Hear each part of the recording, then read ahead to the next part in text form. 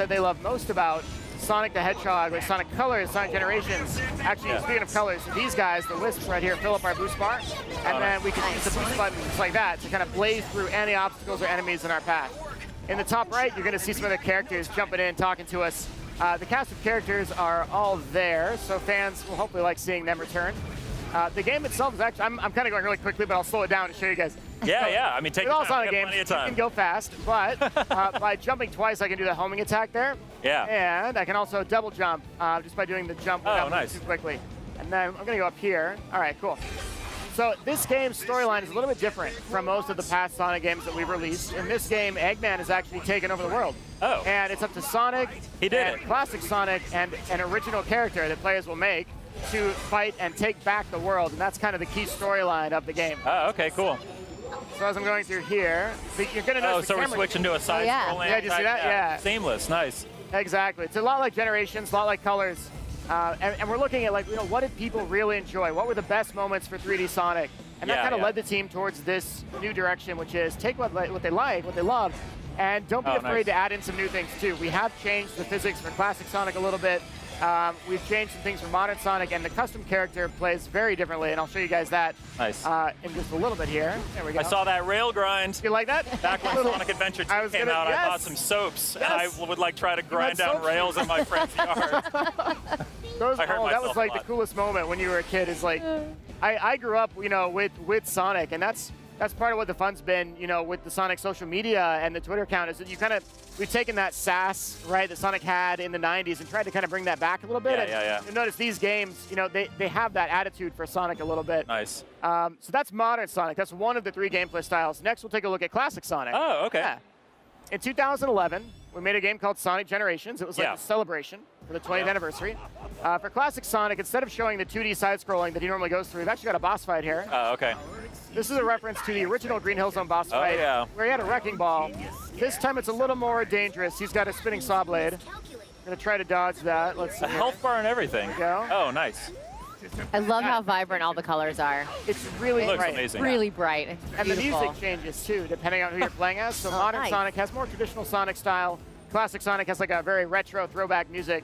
And then the hero just like the first game, he then has a second massive phase with giant drills and everything. It wouldn't be a boss fight without multiple phases, right? So now we got to jump here. Stop these blocks from hitting us in the face. There we go. We're going to bounce some of these back towards him. I saw Tails talking to him. So do we have like classic Tails and there's like the modern Tails and all that stuff too? No classic Tails in this one. Just classic Sonic making an appearance. Okay. And all the other characters will be what you expect from like the modern iterations of them. Tails is my favorite character, which is why I asked. I always want more Tails is a good character. Yeah. It's a good character. You're gonna like Mania when we get to that in a little bit, I think. Oh man, I'm excited. And so I'm gonna keep bouncing these things back towards Eggman. There we go. I gotta say, you're doing a great job playing and like talking at the same time. I always choke. It's not very hard. Not very easy. This is what happens when you play like the demo 100 times before you come to E3 and you're like, all right, I can. You're looking away from the TV to like answer my question. Oh yeah, I could just like stare at you the entire time probably, and we'd be okay. All right, one more hit, and then I've got him, and we'll take a look at the custom character. He's gonna fling some more stuff here. So he's kind of like throwing parts of Green Hill Zone, little checkerboard chunks at us. There we go. Yeah, I love you can see the background has all that Green Hill. Yeah. Notice the dust in the desert. It's actually kind of like a desert Green Hill. It's because this Eggman has taken over the world. It's had some adverse effects on the environment. People may not know this. A lot of the viewers probably will know this, though, but the original story of Sonic was actually kind of this like nature versus technology thing going on. And so you'll notice some similarities within this game. Eggman's taken over. Here's what's happening to the world because of it. Wow. Okay, cool. All right, time for one more in Sonic Forces. That's the Avatar stage. Now, we've got this randomized. Oh. So, like, this is a custom character on the left there, and in the demo here at E3, it's randomized because we didn't want people to spend like an hour in line customizing, whatever character. But you can choose from one of 7 different animal types. Each animal type has its own special ability. Some might pull in rings. Some might have an extra ring when they get hit. Can I make one that looks just like me? Like just like you. That might be tough considering they're all generally animals. But you can maybe make a bird that looks kind of like you could do like a little flick thing in the front. Oh yeah. There you go. I never maybe try that. myself as like a bird person, but I could get behind that. You could totally do that. And you can accessorize it quite a bit within the game. As you clear the levels, you'll be unlocking different things to outfit and equip your character with. Oh, nice. And as with any game that has custom characters, of course, we had to put them in the cutscenes. So if you want to be really silly, you know, you can kind of do that. And here's the serious cutscene, and then here's your character walking in with this crazy accessories. Like, okay, sure, why not? You know. Now, the cool thing about the Wisp-On, I'm platforming right now with that gadget I equipped. It's called a Wisp-On, and I'm getting the burst, and it kind of lets me just bounce through here. There we go. Just fly through the level. Yeah, exactly. But in addition to platforming, I can also hold down R2 here to use it for flamethrower. Yeah, exactly. Let's go back. All right, we'll go this way, I guess. So I'll show you guys. As we run through, I can just kind of hold this down to mow down enemies. Oh, nice. And there we go. Everyone needs a flamethrower. Yes. Just why not, right? Why not? And you can customize this. So I could play this level with the flamethrower and beat it and be like, I want to try that with a different Wisp-On. And I could go with a totally different style of attack, a totally different style of platforming.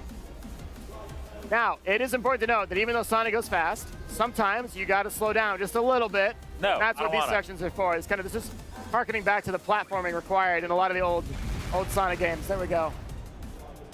Whoa, that was the hard part. All right, that looks I'm awesome. feeling better now. That was that's the hardest part right there. If you have 50 rings and you go through a checkpoint, will the little ring be above it? Not in this one. Not in this one. It's a good Sonic 2 reference though. Oh, come on, there we go.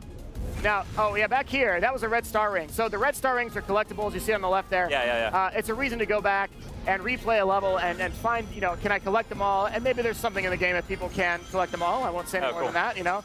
But we like adding things in so that you have a reason to go back and replay a level over and over and over and find something new. Are we going to be looking for Chaos Emeralds and Forces? We haven't said anything about Chaos Emeralds just yet. So the storyline and kind of what it is, the reason that Eggman's taken over the world will all be revealed in the future. Yeah. Cool.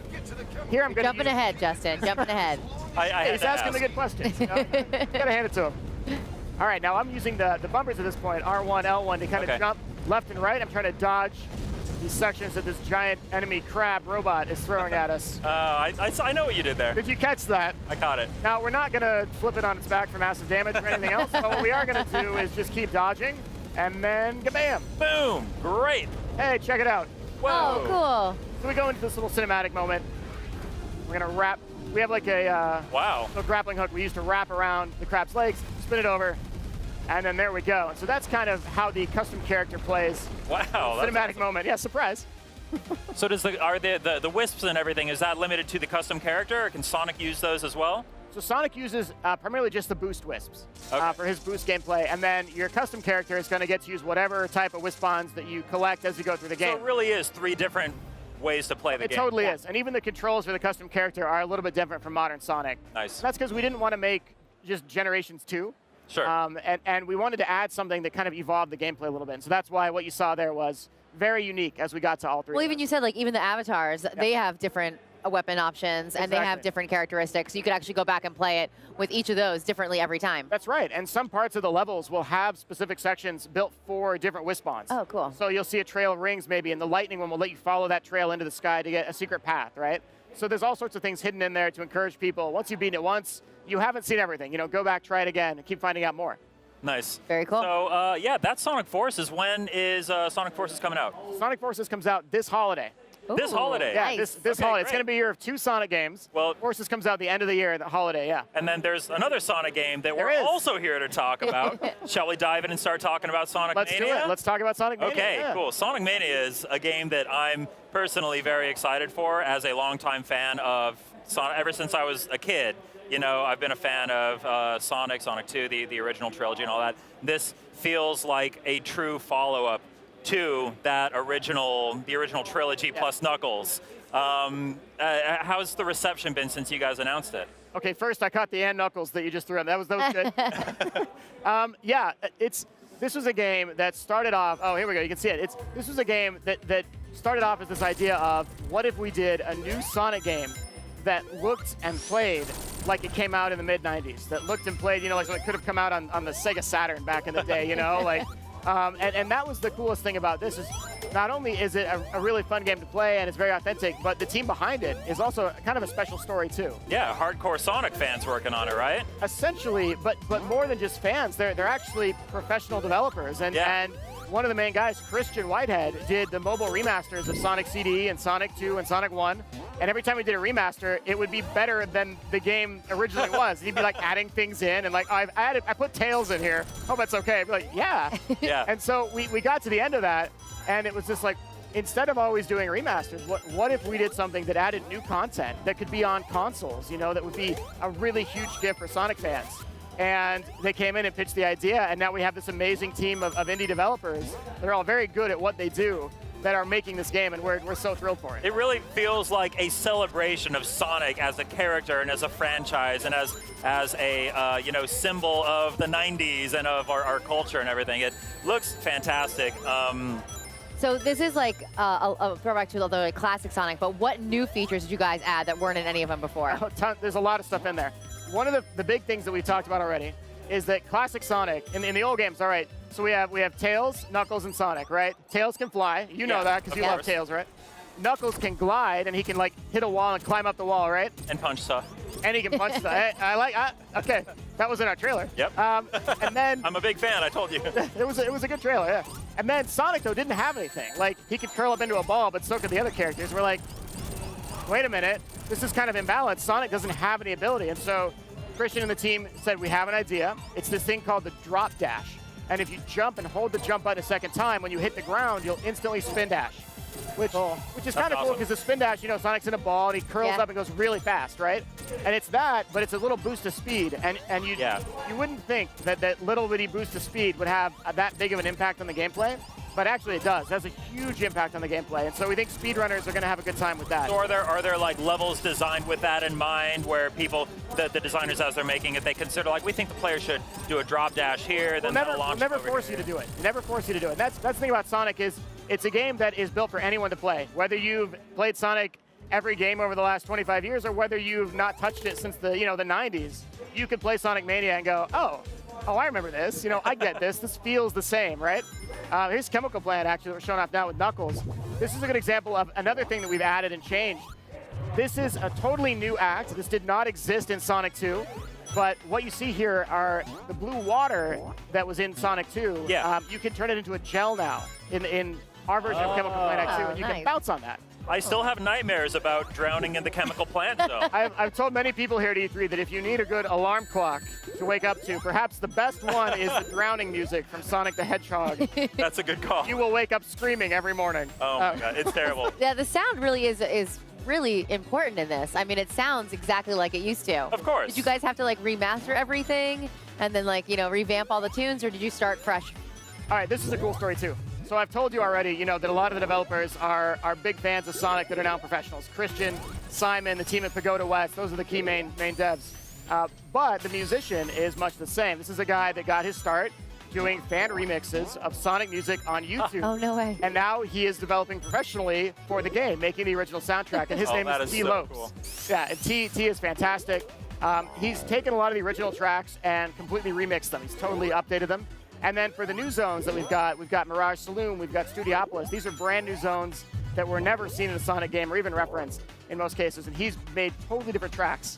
And so we're pretty stoked for those. We've put a couple of those on YouTube and given them out to people. Like, listen, the music for Sonic games is almost consistently always really good. Yeah. And T has done a phenomenal job living up to that bar and, in my opinion, even surpassing it. I'm a sucker for great music and games. And Sonic 2 is one of the best gaming soundtracks of all time. So I'm super excited.